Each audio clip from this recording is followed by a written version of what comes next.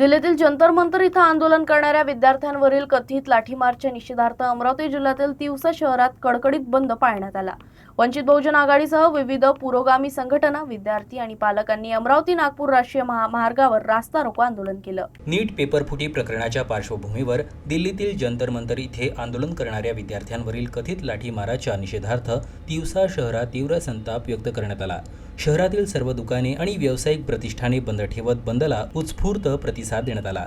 वंचित बहुजन आघाडीसह विविध पुरोगामी संघटना, विद्यार्थी आणि पालक मोठ्या संख्येनं रस्त्यावर उतरले। भर पावसात आंदोलकांनी अमरावती-नागपूर राष्ट्रीय महामार्गावरील पेट्रोल पंप चौकात रस्ता रोको आंदोलन केलं। आंदोलनकर्त्यांच्या हातात डॉक्टर आंबेडकर आणि शहीद भगतसिंग यांचे छायाचित्र होते। यावेळी केंद्र सरकार विरोधात जोरदार घोषणाबाजी करण्यात आली।